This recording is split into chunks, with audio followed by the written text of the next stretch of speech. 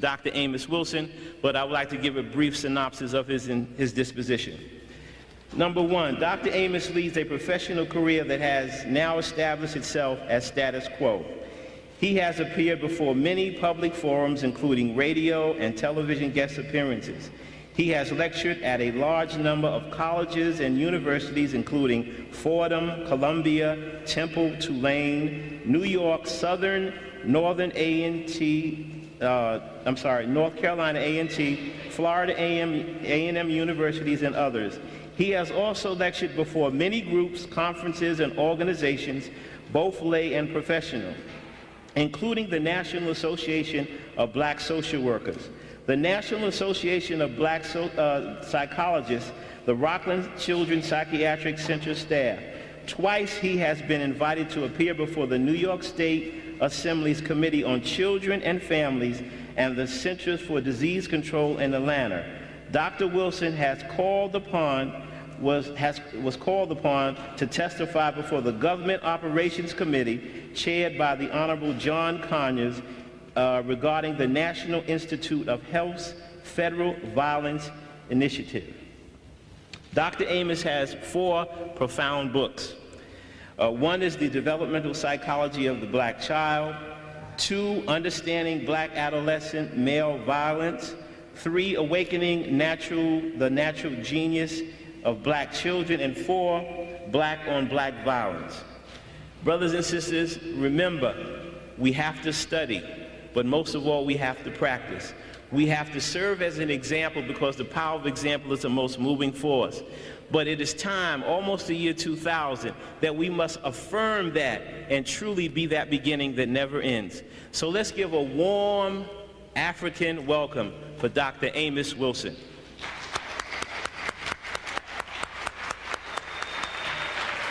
Thank you, my brother. Thank you. Thank you, Thank you very much. All right.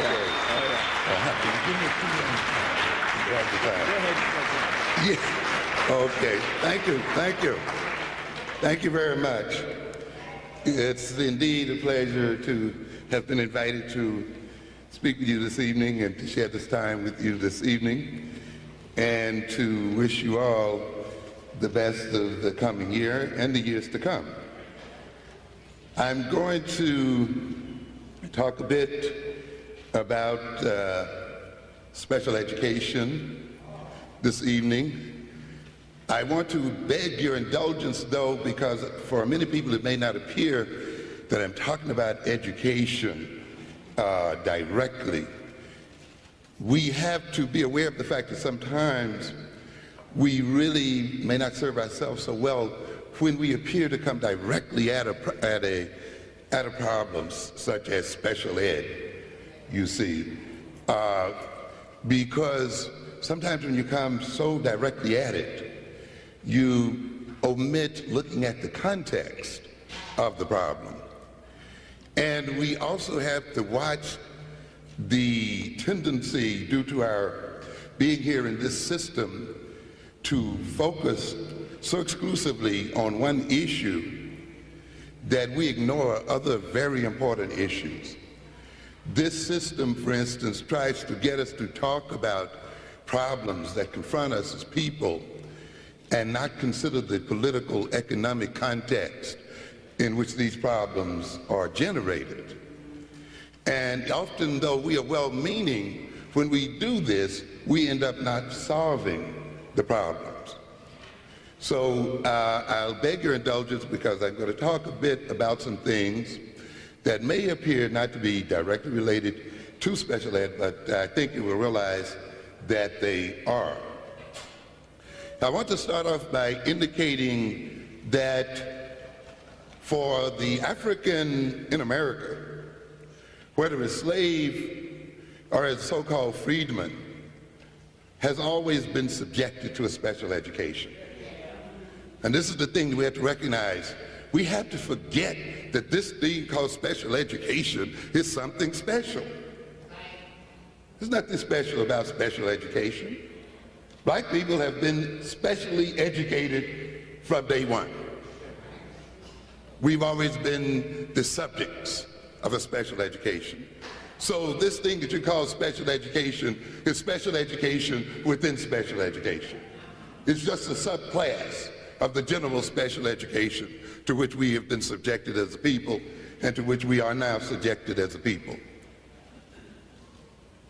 This is no less the case, this being subjected to a special education today as it was in 1619 when we first set foot on this planet. And for the same essential reasons. That is, we're especially educated in this system for essentially the same reasons in 1993 as we were in 1619. I have told you often that there are certain things that remain constant despite all obvious changes. And it is very important that we as a people recognize the constants and not be deceived by apparent changes. We must recognize when the changes are engaged in order to maintain the constants, to keep the world the same. And many times, many of us are deceived by apparent changes, and we then lose sight of what is consistent in the world. I've talked then about what I call European constants, those intentionalities of Europeans that have been present since the 15th century, as far as we are concerned, are still present right here today and are expected by Europeans to be present into the foreseeable future. And no matter what has happened, these expectations have remained consistent.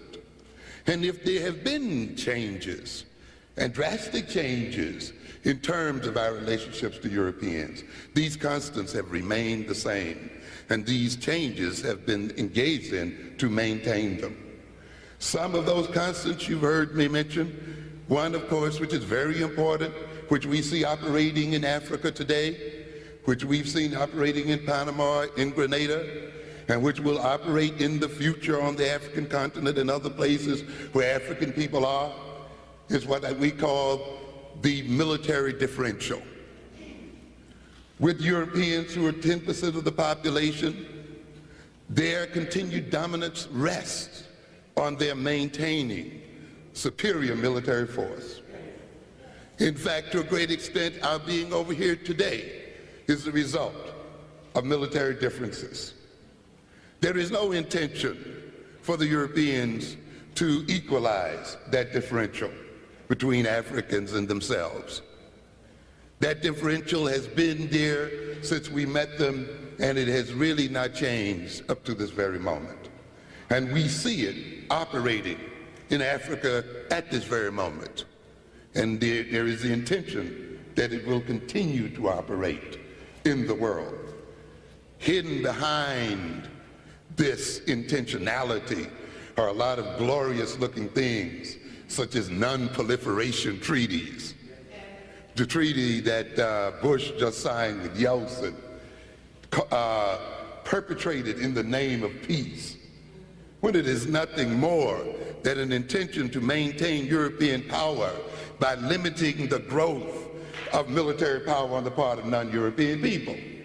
It has nothing to do with peace. It has to do with maintaining superiority and white supremacy in the world. So we must not be deceived by these games. To maintain the European, of course, has all intentions to maintain the economic differential. There is no intention for the European to see Africans as equally, economically equal with them, no matter what the talk is about. There is every intention for the European to continue to exploit African natural and human resources, no matter in what guise. Even though he may appoint African so-called leaders and support African regimes, the intention is the same as it always has been, to maintain economic advantage of African people, to maintain the technological differential. These are constants. And we saw European technology as it was used against our ancestors. The intention is that it will be used in the future as it is used now. The Europeans intend to maintain the power of definition, which we'll talk about tonight, because special education, as we will talk about shortly, is a definition. And as I said, I think earlier today, before we get involved in a discussion of special education, we should ask, why have we permitted the Europeans to define what it is? Why do they have the power to do so, and why do we submit to their definition of our behavior as a people? So before you get caught up in the intricacies of whether tests can differentiate between the learning disabled and the non-disabled, you should ask first questions first. Who determines it? And why are they able to impose their determination on us as a people? It is through then defining the world, as we will elaborate, that the European manipulates the world and maintains his power in it. And therefore he intends to maintain that power of definition. He intends to maintain control of the domain of discourse. A great deal of the discussion today over the various kinds of curricula, the multicultural curriculum, the curriculum of inclusion, the African-centered curriculum, and so forth, are struggles with the European over who will define what it is important to talk about. What shall be taught and what shall not be taught. What people shall learn and not learn. What educational experience shall people undergo and not undergo? Because all of these are related to power and to power relations. And therefore, if the European is intending to maintain power and control of the world, he must seek to maintain control over the domain of discourse, to decide what is worth talking about, to decide what is news, to decide the subject matter of curricula of various types. There are other areas, the area, of course, of always making those things African secondary to those things European.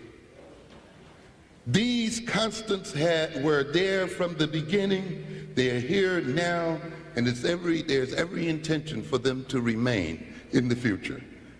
Despite the elevation of blacks to high-level jobs, despite, some amounts of assimilationism, and despite some multiculturalism in the schools and so forth, these intentions remain the same. And it becomes very important for you to watch the changes and how they maintain these things.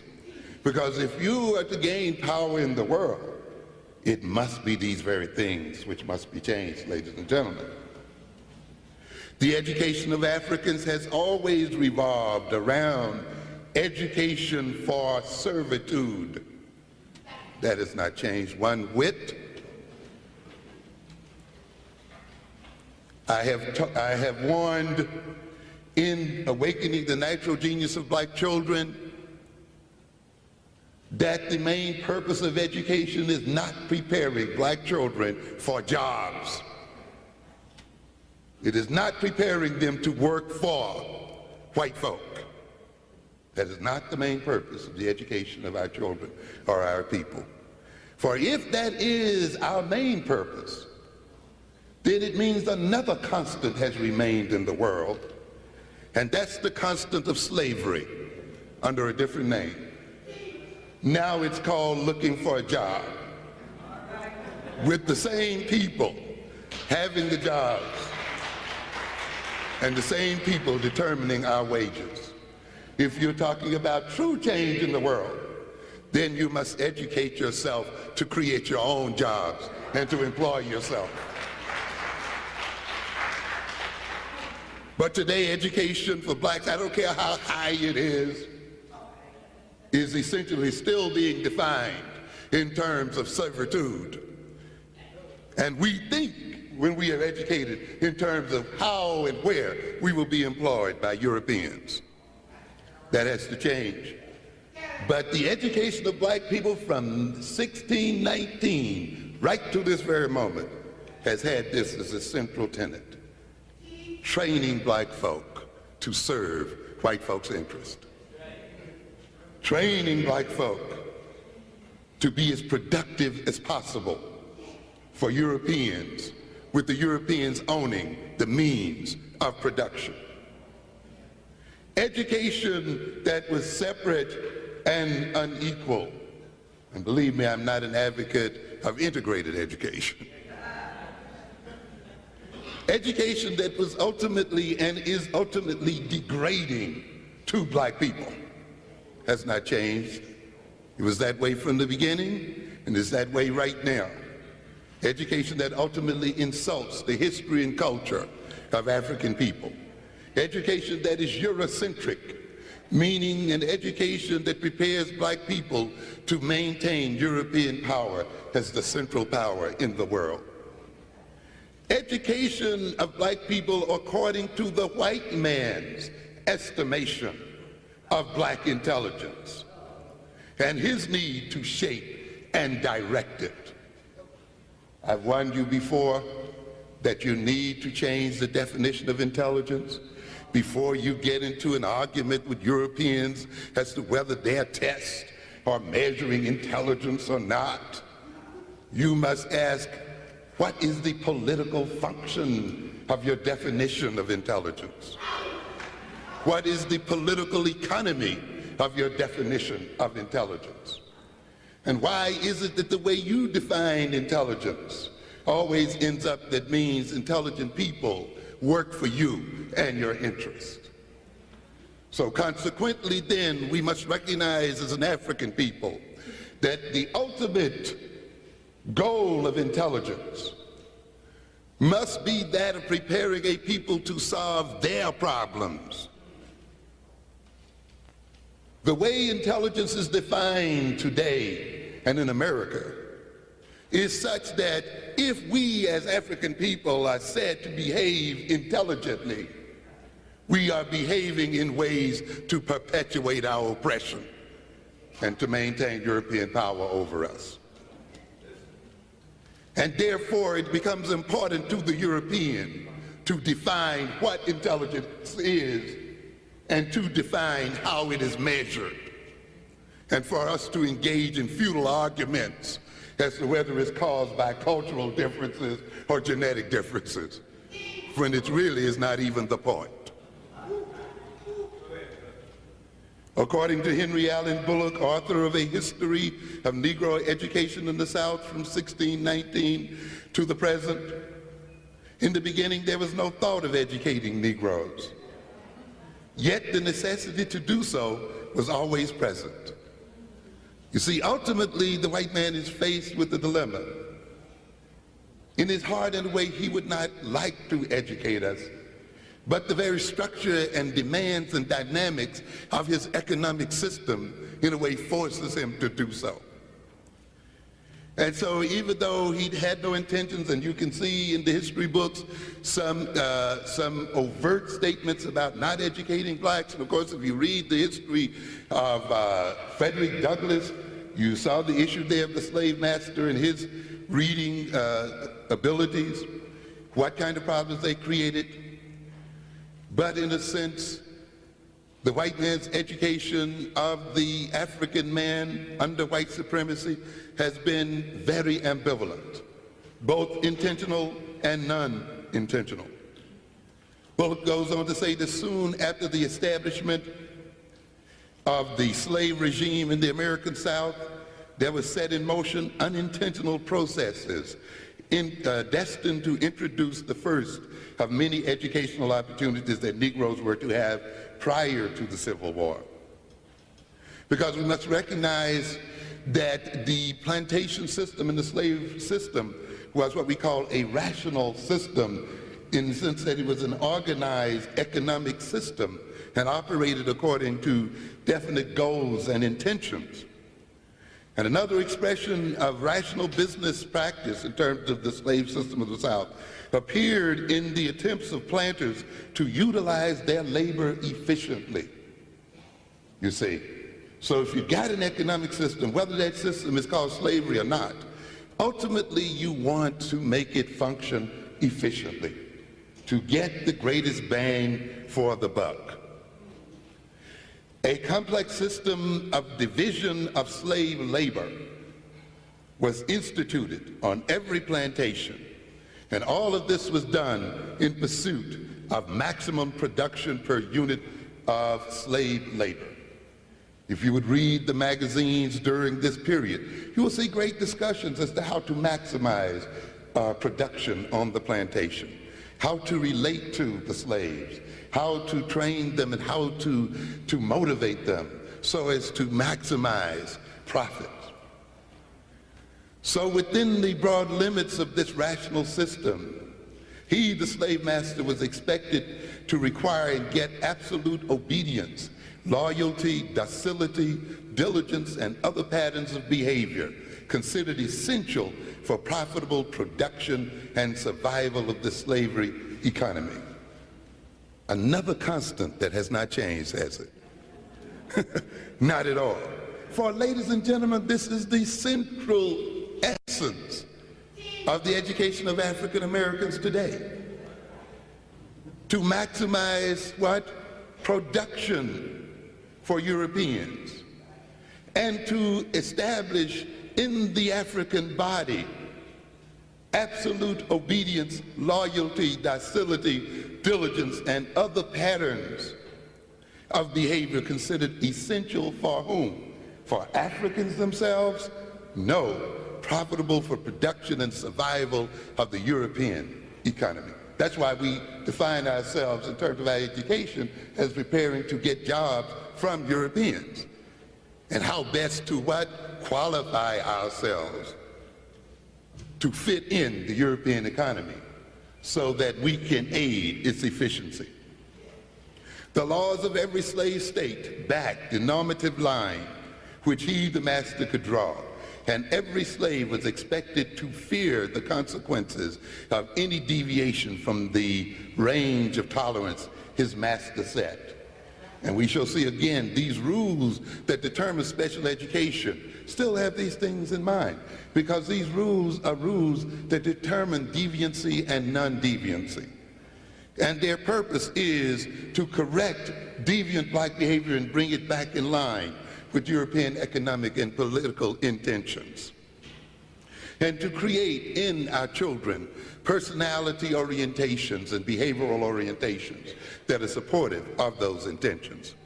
These requirements, that is, set up by the European, set a rigorous sociocultural matrix within which young Negroes were to be socialized and were to become the personality types required by the rational order. And we're going to come back in a minute to what we call the political economy of the personality and the political economy of normality, you see, because we are used to looking at normality as a psychological concept and a psychological state.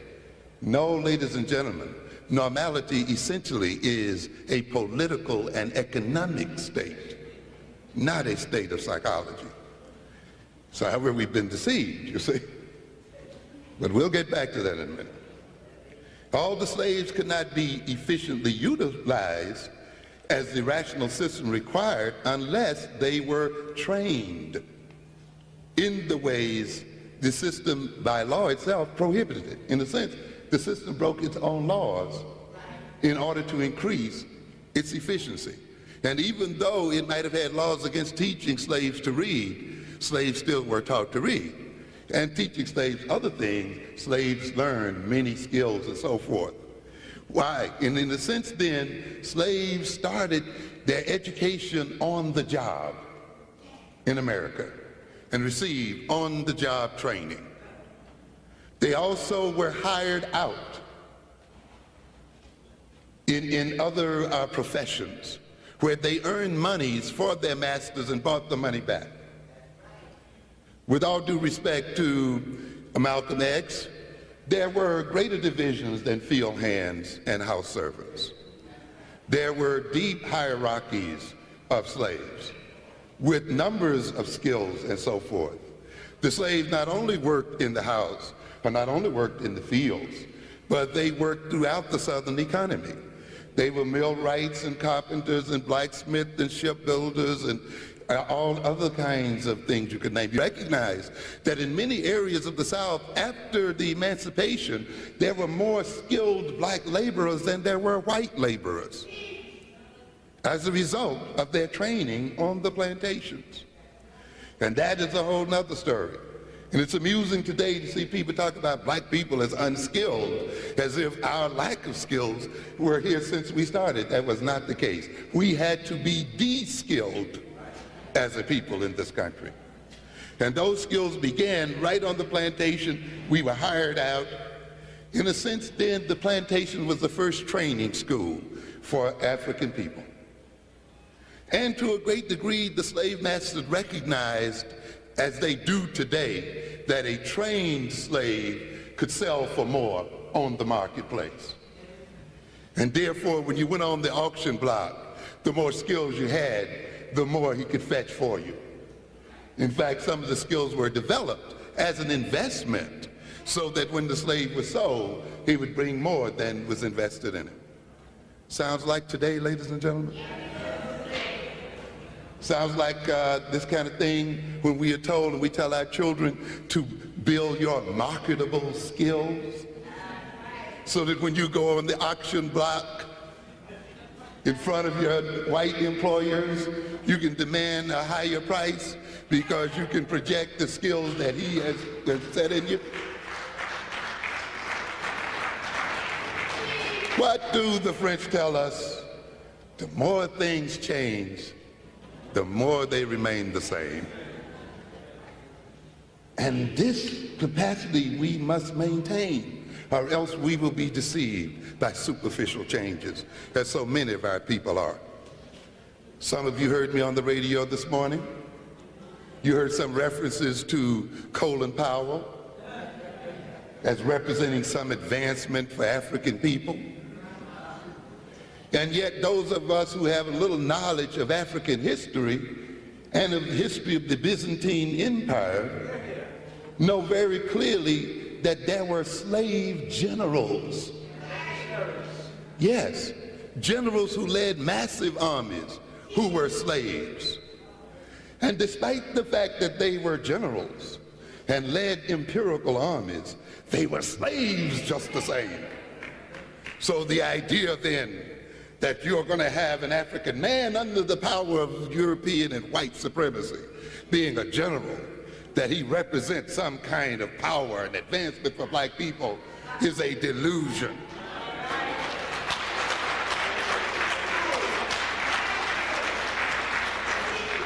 And I'm certain,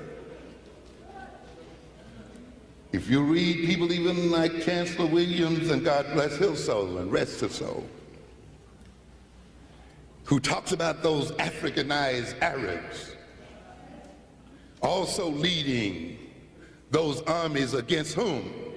Other Africans. So let's not get carried away about black man being ahead of the U.S. Armed Forces, ladies and gentlemen. Because essentially he's going to play the same role that we've always played when we were promoted to these second-hand positions. That is, leading aggression against our own people. Let's look a minute at the political economy of the personality. You see, before we talk about personality as a psychological entity, ask yourself the question, what is its political and economic function? You see, we get a lot of people get caught up about normality and abnormality and trying to define what is normal and what is not normal. Before you get caught up in asking that question, ask yourself, what is the social function and the political function of normality? You see? In other words, then, the personality, to a great extent, is a political creation. and a social creation. So is normality. That is why they are defined differently by different cultures. And that is why what is called normal in one may be perceived as abnormal in the other. And therefore, to a great extent, what is normal and what is abnormal are the results of the interaction of social power and social forces within a society. The personality and abnormality are the results, to a great extent, of the systematic use of reward and punishment on the bodies of people.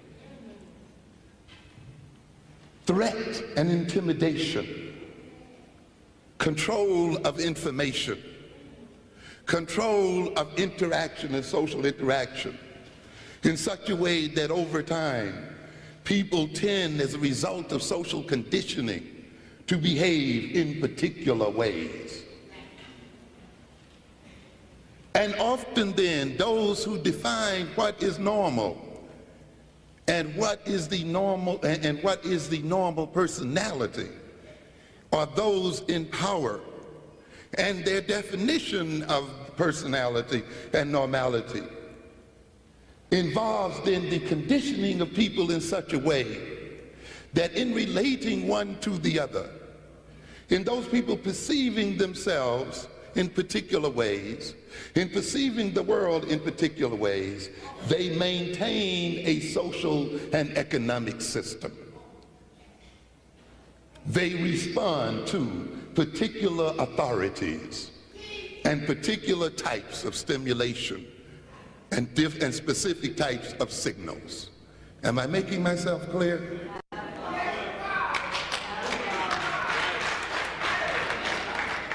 And therefore, all of what's involved in special education as an indication of deviant personality or as an indication of abnormality ultimately is built and structured right into the political and economic system of this world. And we must keep this in mind before we just fall for the okie-doke and take what somebody else describes as normal. Ladies and gentlemen, to be a normal black man and woman under white supremacy, according to white definition, is to be sick, according to African definition.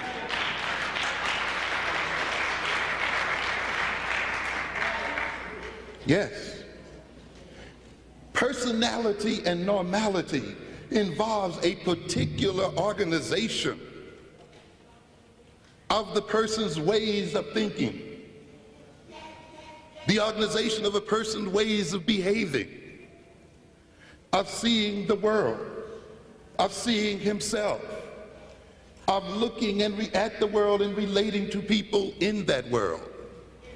More deeply, it is an organization of people's tastes and interests and desires.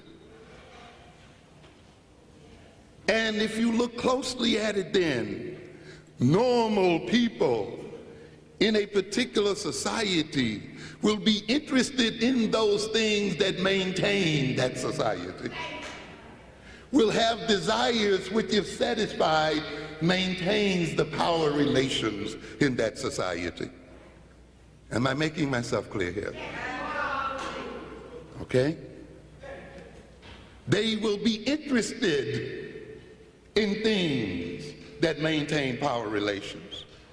They will define themselves in ways that maintain power relations. The way some black men define themselves today as skirt chasers, as beer drinkers, looking at a TV set, watching men run into each other and fall down. That's a man. Keeping up and being solely obsessed by women, solely obsessed, as we say, with playing with balls. Yes. Drinking themselves into a stupor, looking at people run and bang into each other and get up and run again. not reading, not studying war, not developing economic power, not developing military power, not learning how to relate and associate with other men and women to form an organization that will be an expression of African power and to liberate African people. That somehow has been made to be perceived by many of our young men and women today as to be engaged in feminine or less than manly activities. And the society is willing to pay black males millions of dollars to maintain those interests.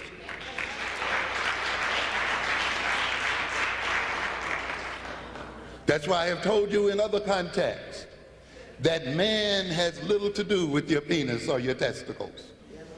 What is a man has a social definition. It is a political definition.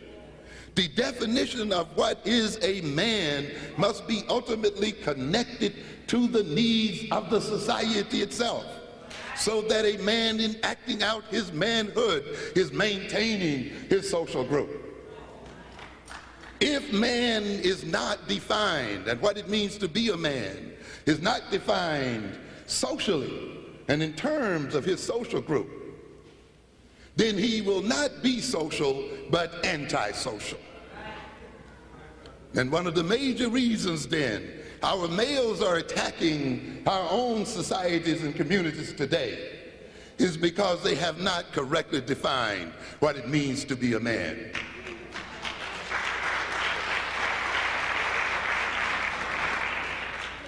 A normal African man would not kill another man in order to take the money he rifles from his pocket to a white man and give it to him and make him rich so that he can rule over him further. Not normality. In fact, you don't even have to go that far. A normal man, black man, doesn't work day and night only to give his money to a white man. You have to be abnormal. But of course, the white man has to make you feel that that is what? Normal. And that is the American way. And you're doing what you want to do, and nobody else can tell you how to spend your money. You are now expressing American individualism and what it means to be free. Isn't it strange? And watch it, ladies and gentlemen. Every means by which the normal African American defines his freedom ends up supporting white folk. To prove that he can live anywhere he wants to, he's got to move into a white neighborhood. To prove that he's free to go to any school he wants to, he goes to a white school.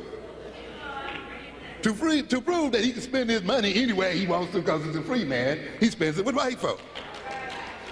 You understand? Yeah. White man feels as free as a bird and feels no compulsion to live among you and does not feel that his freedom is infringed upon at all. Doesn't feel any compulsion to go to school with black folk. He doesn't feel like he's unfree because he's not going to school with you. He doesn't feel as he's unfree because he's not spending money with you, because he's not laying in the bed with you, and all these other kinds of things. But the Negro, in order to feel free and express his freedom, must spend and give his money and his labor power and everything else to everyone else but himself.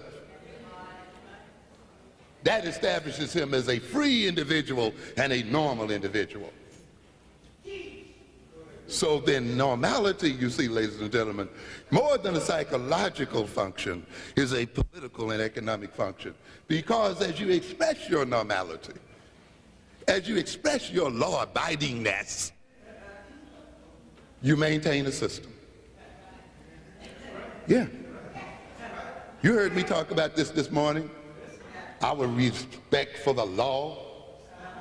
The law, as if it represents something holy and above all people. The law is nothing but a bunch of rules laid down by one gang of people who have the power to enforce it on another gang. Understand? Nothing sacred about it. And it's passed and ratified to protect group interests, one set of group interests against what? Another set. of group interest. That's all it's about. Nothing sacred about it. But you see, if you see law and law-abidingness as indicative of pro-social behavior and indicative of normality, then by obeying that law and looking at law that way, you will have to do what? Maintain the people who passed the law in what? In power. It was until Martin Luther King and others decided that they would do what? Break the law. Okay? Break the law. Be what? Abnormal. That the power relations and the social relations of America began to tumble down. So you have to be careful, you see, how you define yourself. A.R. Luria argues in his book, Cognitive Development, Its Cultural and Social Foundations, and I recommend this highly to those of you who are in education, A.R. Luria, because it demonstrates so very clearly how the mentality of people are shaped very much by the type of social activities they are allowed to engage in, by the type of social and political structure they are conditioned in as a people. The science of psychology has avoided the idea that many mental processes are social and historical in origin. Mental processes just don't flow from the brain as a natural effluvia. Mental processes are historical effects and are related to historical experiences, or that important manifestations of human consciousness have been directly shaped by the basic practices of human activity and the actual forms of culture. We have to recognize this, and we don't have time to go into this evening. When the new publication in a few months comes out, Educating Black Children for the 21st Century, we will find in there detailed what is being stated here, of how the mentality and consciousness of our people is very directly related to the experience of our people in America, and how teachers, what you call concrete thinking in African children in these schools, is directly related to the fact that African people were brought over here not to think, not to plan, not to conceptualize, not to control, but to work and to do what? Concrete things.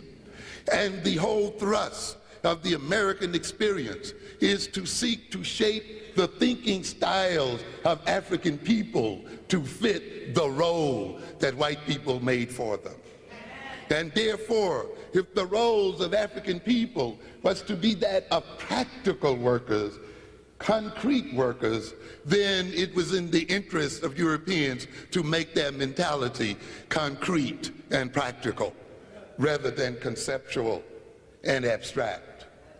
But you see, if you don't know this history, and if you don't know the dynamics of how this mentality has been created, and if you don't know the political economy of thought, then when these children come into your schools and they demonstrate what you call concrete thinking, lack of planning, lack of conceptual thought, you are ready then to label them as learning disabled and relate to them in terms of being learning disabled. I'll be back to that in a minute. The manifestations of African consciousness is directly shaped or influenced by the social political practices and forms of American culture, shaped by the social power relations of white and black people. You know that if we had a different power relationship with white folk, we wouldn't think and behave the way we do now.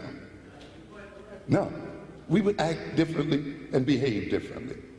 To a great extent then, the things we talk about, the things we're interested in, the way we look at ourselves, and all of these kinds of things are a product of the nature of the power relations that have adhered between us and white folk. Imagine how you would be if we were the more powerful ones. In fact, we wouldn't be having this lecture tonight. It wouldn't even be a subject matter. We'd be talking about how we could keep it and how we could protect what? African interests. Right now, we have to talk about how we're going to take it. These relations, these power relations have and are guided by social and legal definitions and rules and their enforcement by whites. These definitions and rules provide standards and ways of judging others as deviants or non-deviants, of transforming an instance of conduct into a deviant or non-deviant act. I want you to keep in mind what I'm talking about in terms of rules, you see, and definitions, because it's what is defined as learning disabled, you see. What is defined as in being in need of special education. And that definition being based on the exhibition of certain types of behavior, and then stigmatizing people based on this behavior. Even though when you get to really look at it, ladies and gentlemen, the behavior is not deviant or non-deviant. These definitions and rules serve a dual function. They provide for the labeling of others and supply the means and the authority to stigmatize the behavior of others. You will recognize as we go on then that when you permit others to label behavior and your own behavior, you are giving them a power over you. And it will be that label which will authorize them to do certain things to you and about you. So they are not just labels, but they are the justifiers of behavior. And they prescribe various behaviors toward those who are labeled. Consequently, definitions and rules are expressions of group, conflict, and interest. I want you to keep that in mind. Labels are not just labels of behavior. Labels are entered into as a part of the interaction between groups. I don't want you to do this, therefore I will make it against the law. And when you do it, I shall call you a criminal. You see? And so, what do we have here? And why am I making this law? And why am I calling you a criminal? So that I can protect what? My interest. You see? And can justify myself in treating you in a particular way so that my interests can be protected. And the formulation, this formulation of rules and definitions translate into power to impose one group's will on the other, the power to define and enforce one group's definition on the other's conduct. And this is what this is about. If you look back in your old Bible there, you will see that Adam is symbolically given the power to dominate the earth by God, by the fact that God permits him to do what? Name all the animals, the fish and the fowl, and to name the earth itself. That is a power. And this is a symbol. By saying this, he is saying, you are the one who dominates the world because I'm going to permit you to define the world, to name it, and to relate to it in terms of the way you define it and name it. This then will give you the right to impose yourself on nature and to impose yourself on the world. Consequently, when you let another people have the right to define your behavior, you let them also have the right to impose themselves on you. And it's amazing what happens when you have definition. You talk about, some of you are familiar with the book Regulating the Poor. It's interesting how so-called normal behavior can in an instant be turned into abnormal behavior by the mere act of labeling. How, for instance, some of you may have gone to Boston, you heard something called the Common Gardens, or the Boston Common Gardens, a park, which harks back to a European tradition where certain lands belong to all of the people. And the peasants then had the right to hunt on those lands, to fish, to find their firewood, to do various things, to graze their cattle and so forth as a means of supporting themselves. They had that right. And this right was sanctioned by tradition over hundreds and hundreds of years. But something happened. The price of wool started increasing tremendously and became very profitable. And those who were in power decided then that they wanted as much land as possible.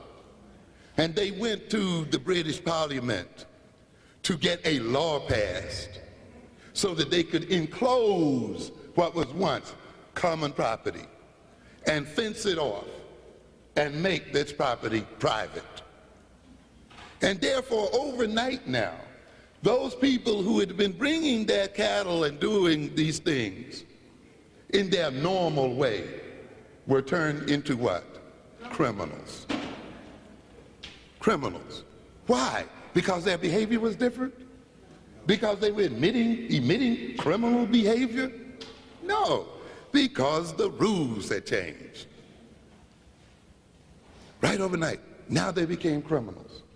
And as the price of wool went up, and as the English economy changed, when these landowners no longer needed the peasants on the land, and when they needed them in the developing factories, they literally turned them out into the highways and the byways. And overnight, they became beggars. But also overnight, it became against the law to beg without a license.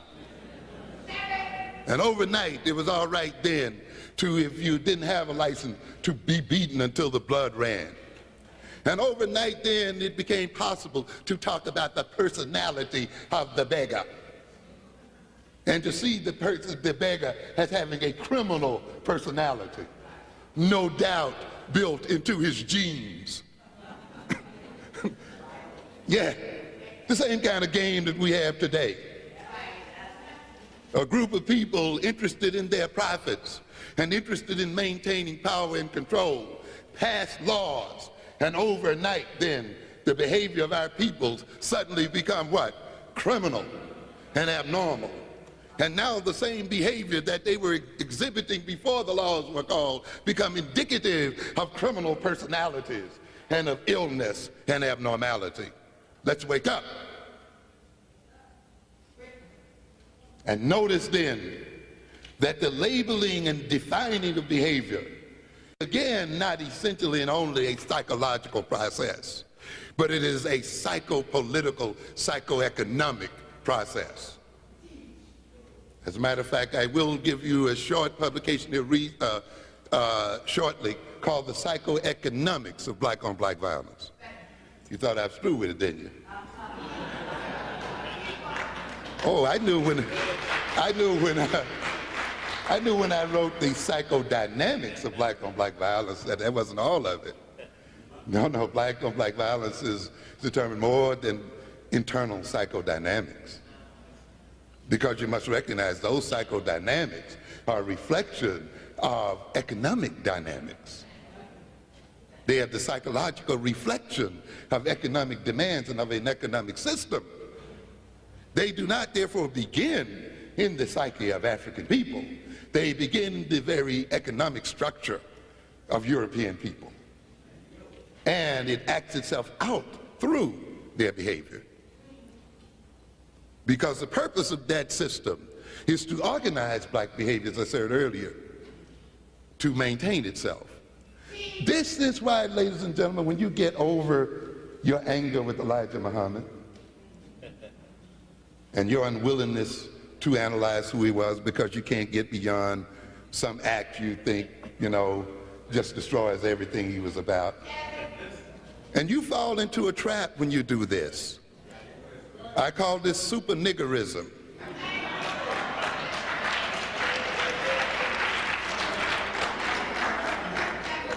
when all of those who may have achieved some position of leadership or influence must be perceived as totally and superly clean and must not be perceived as having one chink of a flaw in their personality.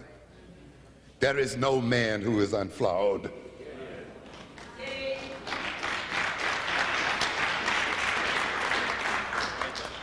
He who is without sin cast the first stone.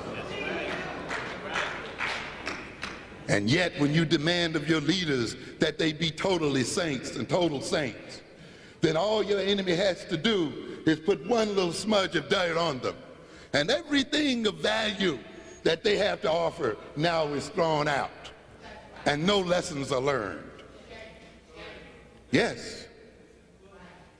And the Honorable Elijah Muhammad is due a good analysis of his leadership and what he had to offer black people, regardless of what you may think. Because the Honorable Elijah Muhammad was the greatest psychologist that black people ever created, bar none. But you see, that sounds odd if you haven't taken time to get around your anger to look at what was going on there. You understand? When you look at the mythologies of Islam as just mythologies, without looking at them in their political and economic function, it was not an issue as to whether the white man was a true devil or not, which he is.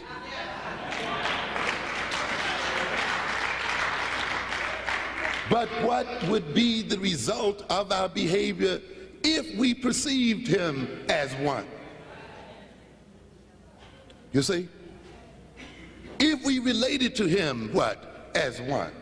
Not as an object to be merged with, to be assimilated with, to be integrated with, but as one to be pushed away, and one so that we could engage in our own self-development instead of trying to create ourselves to fit his image of who we should be.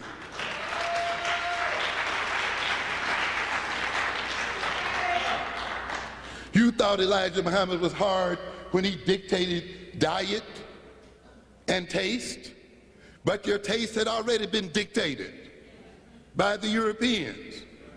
And it had been dictated in such a way that you became gluttons for European things.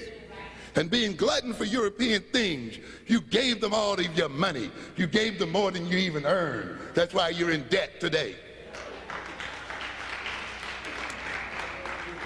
And in giving away and feeding your gluttonous appetites that the Europeans had inculcated in you, you had no money left to educate your children. No money left to invest in your businesses. No money left to support your families and the other social institutions. And now you wonder why your children are stabbing you in the streets and robbing you. And Elijah Muhammad then says we will change their taste. Let them eat bean pie. Let them get a taste for this kind of clothing. Let them get an interest in this. Let them lose their taste for alcohol. Let them lose their taste for cigarettes. Let them lose their taste for junk food. Let them eat once a day. Why? Because they spend from $2,000 to $5,000 a year per person buying junk and garbage. And therefore, with that savings, they can build their own institutions, universities of Islam across this country. But you see, when you let other people determine your perception of your own leaders, you fall back to be victimized by those people and fall back into your old habits, which of course lead to supporting them. And we have to understand then what this is about. This is why ultimately you see an African-centered education is not a mere teaching of African history and culture, but ultimately a reorganization of the African personality and a reorganization of African taste and interest, such that Africans become self-supporting and self-sufficient and become a powerful people.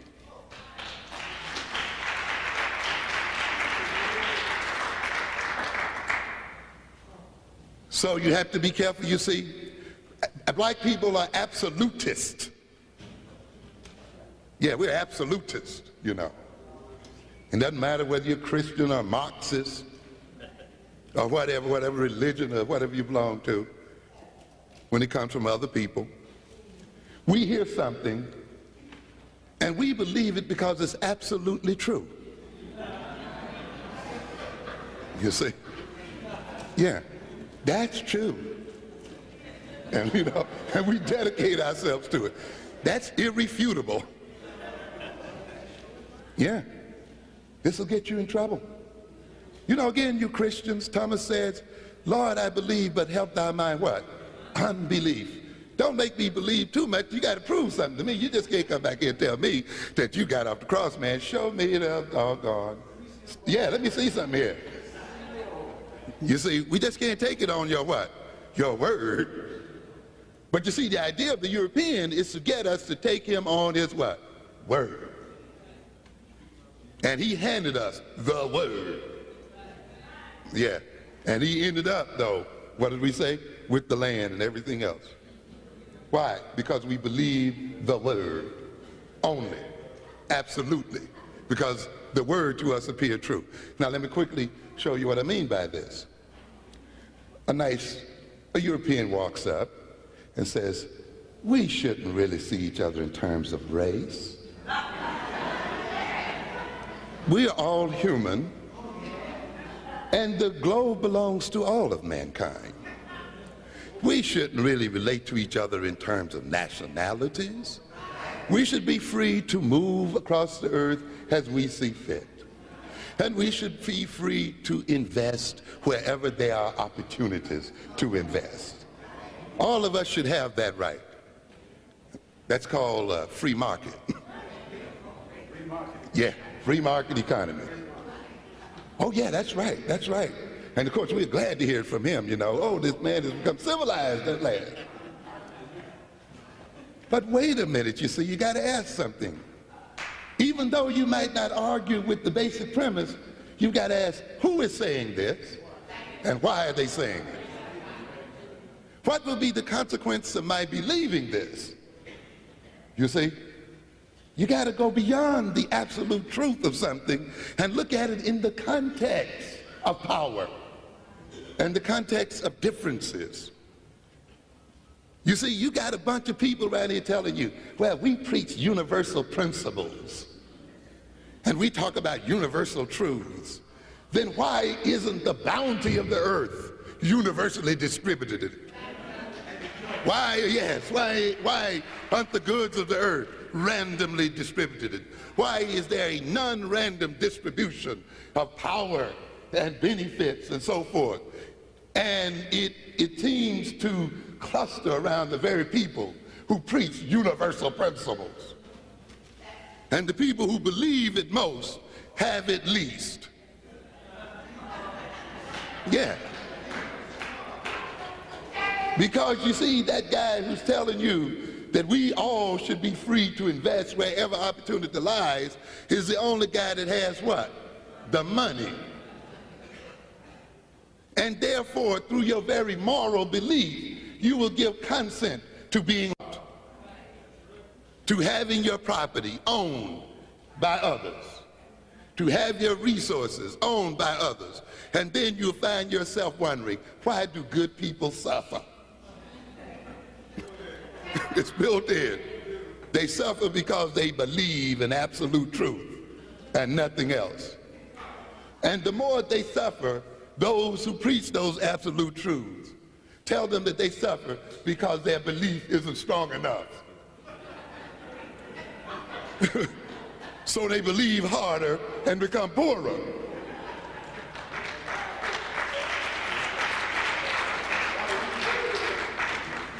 And therefore, we find among us the people who played the loudest and the longest and kick over the benches and fall back tend to also be the poorest in the society. You have not learned anything from your Bibles. That very first book demonstrated to you that the Israelites had a contract with God. called a covenant. You scratch my back, God, and I'll scratch yours. They just didn't say, I'm going to lay down on my ground and just worship you. You do whatever you want to me. That wasn't what it's about. When you read it closer, you'll see Moses negotiating. That says, okay, God says, you do this, and what? And I'll do that. You break the rule, then you will suffer. But if you follow the rules, then I will deliver. So God also does what? Serves.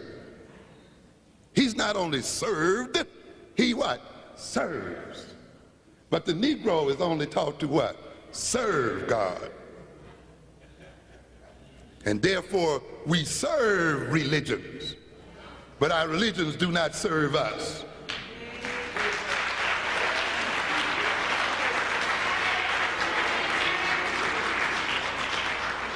Somebody told Elijah Muhammad, being a black Muslim makes you unorthodox. That's exactly the point.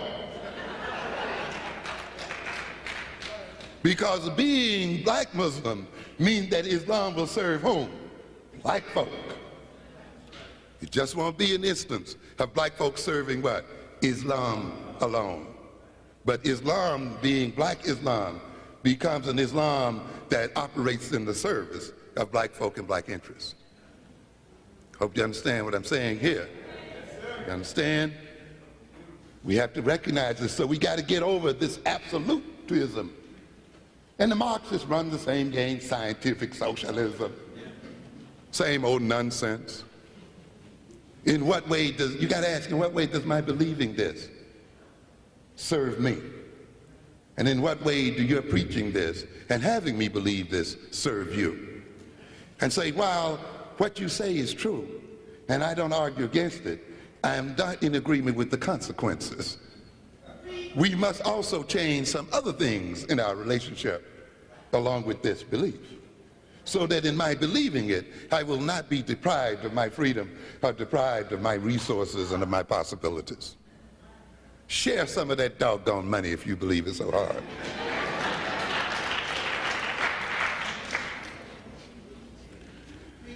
Oh, let me run. I know my time is going out here. Go ahead. We're going to run it through, ladies and gentlemen. We got another speech coming. But due to power differentials, the processes of latent behavior are tantamount to the processes of creation. It goes back to this.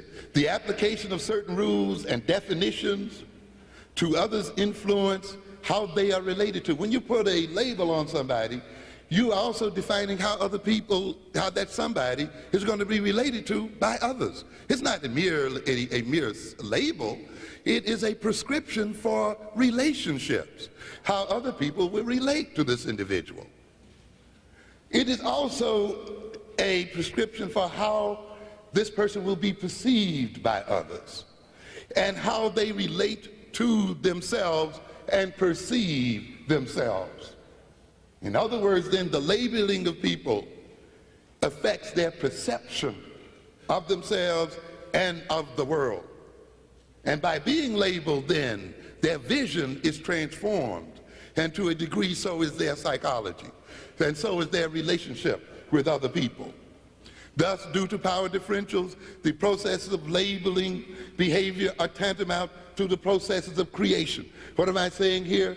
The processes of letting Europeans label our behavior and apply their rules and definitions to our behavior is not a mere stigmatizing of our behavior, but it is tantamount to their creating our behavior.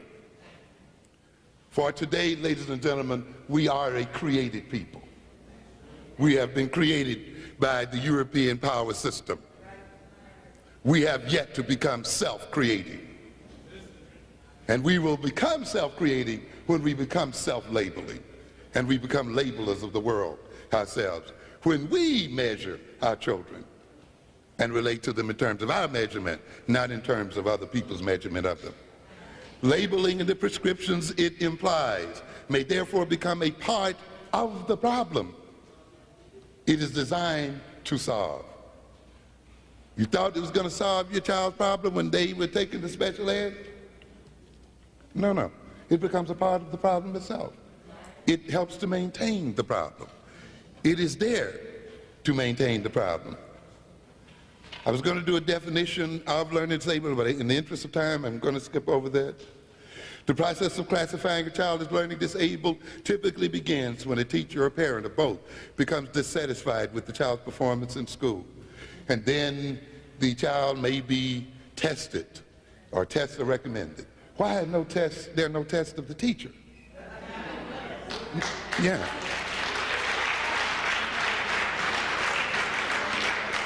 No test of the school.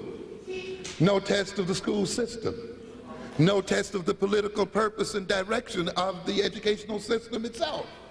Why is it that it's the child who's the only thing tested in this equation, ladies and gentlemen? Who is the learning disabled child? According to the definition passed by public law, enshrined in public law 94-142, who is the disabled child leaves the specific procedures for classifying learning disabled children up to individual school districts and to states. And then you're going to have various definitions. Definitions that center around aptitude as they relate to the child's actual achievement, that is IQ and what he's really achieving. Some of them will look at the discrepancy, that is the discrepancy between aptitude and achievement. Others will base their learning disability estimation on the number of grades below grade level. Some will say 1 year, others will say 2. Others will look at special tests, maybe some perceptual motor tests and other kinds of tests, psycholinguistic tests, or they have just catalogs of tests. They may even measure the EEG and put them through the PET scans and EMRs and all the rest of that stuff. They have special ways of interpreting standardized tests. Look at the scores on the Stanford Binet or the other tests. All of these are ways in which the learning disabled child is supposedly discovered. According to a respected authority in this area, author of the book Learning Disabled, yes, child, and by Sylvia Fernham Diggory, an alarming number of children are misclassified as learning disabled. By recent estimates, 80% of the children who are classified as learning disabled should not have been. We have a game going on here. Gerald Coles, in The Learning Mystique, a critical look at learning disability, contends that the rare, genuinely learning disabled children, perhaps 5 out of every 1,000 children, are often lost in the misclassified crowd and are not receiving the specialized education that they need and that the federal law mandates. I just want to mention here in closing, you got to recognize that there are any number of definitions. Despite the increasing number of students being declared eligible for learning disabled services and the intuitive appeal of this term, learning disabled, there's little agreement as to what it really is. In the Journal of Psychoeducational Assessment, a study by Vaughn and Hodges reported as many as 38 different definitions in a survey of 42 state departments of education as to what it means to be learning disabled. So what are we talking about here? They found considerable variation across states and districts. And of course, related to these variabilities in definitions and rules for defining what is learned behavior is, of course, the variability in the number of students you're going to get defined as learning disabled. This is why I was talking earlier about rules and definitions, you see. In other words, what rule and definition you apply creates populations, you see, because the rule then will enclose certain types of behavior. One rule will enclose it, whereas the other rule will not, you see. In a research sample including 48 school-identified LD students, learning disabled students, and 96 non-learning disabled students. Vaughn and Hodges determined how many were classifiable as LD, as learning disabled, according to 14 operational definitions. That is, they said out of these 38, we're going to take 14 of the definitions. And these are operational definitions, meaning that these definitions not only define what they perceive as learning disabled or behavior indicative of learning behavior, but they define also how this behavior is to be measured. You see, how do you come to discover this? The total sample then was 144 students, and it contained therefore 33% of school-identified learning disabled, that is, children who had already been designated as learning disabled, were 33% of the sample, and 66%, roughly speaking, of the sample were non-learning disabled students. Now, when they applied these tests then, these 14 tests, applying these different rules and definitions, they got then different populations of people they call learning disabled. The percentage of the total sample, including both learning disabled and non-learning disabled students as defined by the schools, the percentage of the total sample identified by each definition ranged from 5.3%. That is, some of the definitions that said only 5% of these students are learning disabled, despite the fact that 33% had already been identified as such by the schools. Others, the other extreme says 70% of the sample is what? Learning disabled. Which means then, if you originally had 33 that were 3% that was identified as learning disabled, this extreme definition went above that 33 and included something like 36% of the ones who hadn't been so defined. So what are we saying again here? The definition, the rules, create, in a sense, the disability and define the populations. So why do we just lay back when we let another people apply definitions and rules to our children? Is it because we believe psychology is some kind of exact science? Or is it because we simply believe that those who are engaged in this process are only performing psychological services? Are only in there to serve educational purposes when they don't even know what the hell they're talking about? Okay? For the learning disabled sample alone, 9 of the 14 definitions did not identify even half of the learning disabled students as learning disabled. Okay? So that's that. But in terms of time, we're going to have to move on. Let me skip over some things. Maybe on another thing we'll look at this. Let's quickly, though, look at the political economy of special education. Has many economic implications. Once a child has been certified as learning disabled, additional money is sent to the school district on the child's behalf. The exact amount varies, but it's quite substantial. It is well now over $7,000 per child. You're talking about an industry as a result of defining our children as learning disabled that generates now well over $15 billion.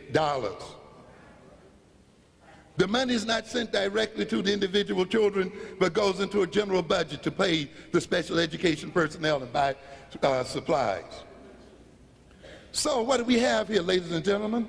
A built-in incentive to do what?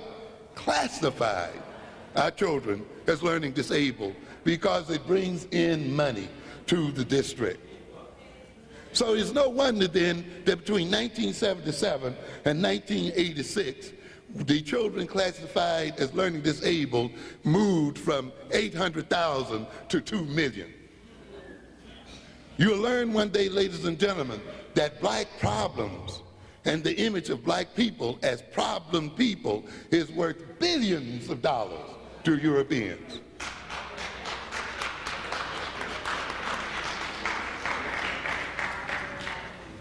Okay, let's just... This label then does what? It obscures the nature by which our children are disenabled. and obscures the fact that this society and Europeans, if they are to maintain their power, must disenable the capacity of African people. It is a political and economic necessity that the African mind is disengaged and disenabled. And we have to understand that. But as long as you stay focused on labels, and as long as you're reacting to the labeling of your children, and as long as you get into controversies about whether these labels are culturally biased or not and so forth, the process and the means by which our children and ourselves are mentally lamed by the system are overlooked. And the economic ends of destroying our mentality are overlooked. I've got to mention one other thing here. And one of the major obscurations of the political and social process. And that's what we call the medicalization of social problems. Because the learning disabilities in our children are political problems, ladies and gentlemen. They are not even academic problems. We have to understand that. It's just in the academy and in the school that the political problems between Africans and Europeans are manifested as what? Learning problems. They do not originate in the school. They originate in the political and economic relationship between African people and European people and reflect the power relationship of our people. And if we are to remain relatively powerless as a people, then our mentality must remain relatively powerless. This is what it's about. And one of the major ways you can obscure these historical and sociological processes is by making the result of these processes appear to be medical in nature. Yes, this is the game. Just as now they're trying to medicalize the so-called violent behavior of our youngsters and make that behavior now an expression of genetic orientations. That's the end point of medicalizing problems. You see, you no longer have to talk about the social historical processes and the criminality of Europeans and how it reflects itself in the so-called criminality of African people. You can now discuss the genetic foundations of African criminal behavior. And you can now call conferences dealing with genetic markers for violence behavior. And now you can talk about identifying those who are violence prone by age 5 before they even know what the hell violence and criminality is about. And therefore, we then, once you move the definition away from the social and the political system, you then no longer demand social and political change. And you then no longer demand the change in power relations. And you then no longer decide to create revolution to change the situation that we're in. You just only then want to take them to the doctor and have medicine prescribed for them. And so what happens then when you medicalize the behavior, which is what happens to a lot of our so-called learning disabled children who are given Ritalin and other stimulants and tranquilizers and so forth. The medicalization of deviant behavior is defining and labeling of deviant behavior as a medical problem, not as a political problem, not as a social problem, not as a problem of conflict and interest between groups, not as an issue about power and so forth, but as a medical problem, as an illness. And mandating the medical profession provide some types of treatment. Not that political leaders provide treatment, not that revolutionary leaders provide a treatment for the problems that our children are facing. Not that we revise the economic and political system, but that now our children's problems be dealt with by the medical profession, and the medical profession is given sole authority in determining how to label their behavior and treat their behavior. And our authority over them and our right to determine the nature of the society and change the nature of the society that our children has been inherited now will be looked upon too as an expression of illness and abnormality. And that is why medicine in the 60s and even today looked at black revolutionaries as candidates for psychosurgery. And saw this, the very just protests of black people, as indicative of illnesses in black people. So what are the consequences of medicalization? To remove a court's responsibility from the political system, to expand the jurisdiction of medicine, to increase the pharmaceutical profits of pharmaceutical corporations and enterprises, to put an apparent neutral, morally neutral label on our people, to remove discussion from public discussion, to use powerful methods to maintain the status quo. We must then, ladies and gentlemen, look at this system critically. We must look at this system politically and economically. We must recognize the political and economic functions of education and the intentionalities of Eurocentric education. We must review the accepted theories of learning and thinking. We as African people must construct and apply new African-centered theories of learning and theories of pedagogy. Yes, yes.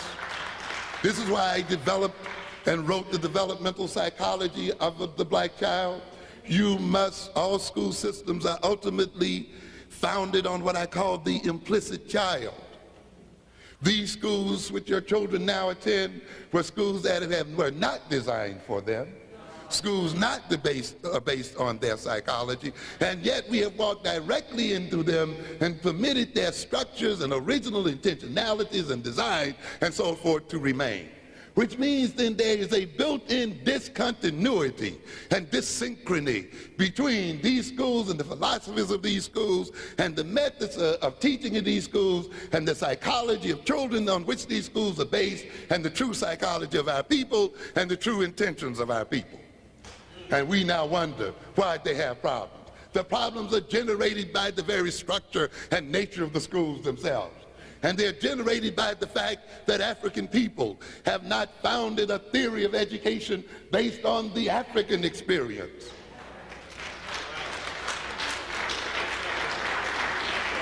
We have not explored and examined ourselves deeply to recognize to what extent our learning styles and our thinking styles and our value styles and our motivational styles have been created and distorted by being an oppressed people.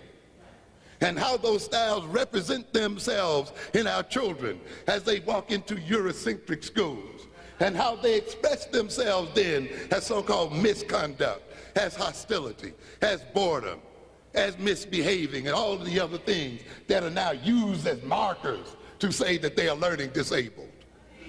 You have to understand this. You have to understand yourself and come to self-knowledge and know who you are so that you will know who your children are. So that you can then design your schools and their educational experience in line with who they are and in line with where you want to go. I've told you before that the African child has a different destiny than the European child. That the destiny of the African child is revolutionary by the very nature of the economic and political position that African peoples are in.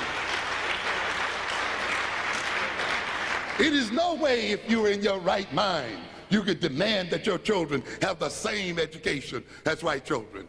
They do not have the same problems as white children to solve.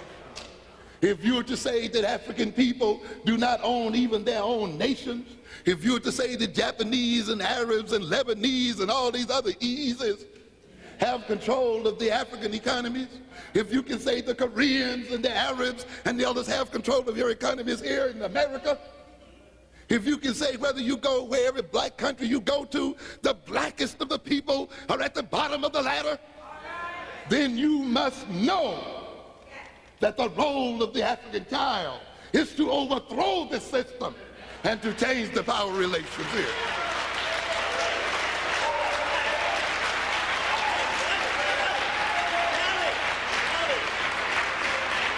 So the major problem that the African child must solve is the problem of oppression. This is not the problem of white children. And therefore, if this child is to be appropriately educated, it must be educated to undertake revolution and to gain its liberation through its own struggle. You understand? But it's because you think equality and being the same as other people are one and the same. No, no. To be equal is not to be like. To get an equal education to white folk is not to be like white folk. Because it is in our effort to be like white folk that we generate the power for white folk to continue to rule us. Therefore, you got to look at yourself. You got to look at your history. You got to look at how that history still reflects itself in the way we behave. I don't have time to talk to you here tonight, but we talk about the oral tradition.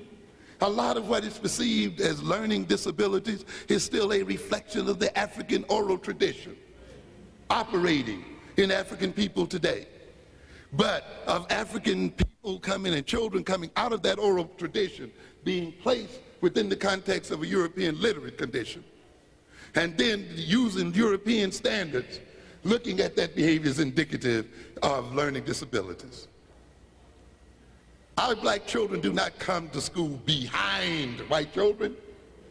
They come to school as they are. They are not behind any children. They are our children and they represent our experience. And therefore, consequently then, the schools that they go to must be redesigned to meet their needs and to meet the needs of African people. And where you see those African schools which have redesigned themselves, and we have many examples, you see African children doing what? Learning and surpassing other children. I'm telling you. And we can name them one right after the other. But they don't make the news. I heard one sort of made a little news a couple of weeks ago on 60 Minutes. But like these things, they pop up and nobody hears of them again. I was listening to Asa Hilliard a few weeks ago, naming these examples of schools that have demonstrated the great learning capacities of black children. And he says when he goes around to the schools and asks the administrators, have any of the state officials of education been here to visit this school? No. They don't visit it. They're not incorporated. We know what the intention is there, ladies and gentlemen.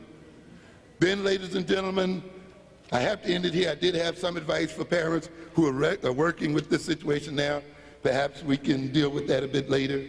But we have to recognize then that ultimately, if we are to change the so-called disabilities of our children and of ourselves, we must change the nature of the power relations we have with others and ourselves. Thank you for your attention. Thank you, Congress. Dr. Amos Wilson.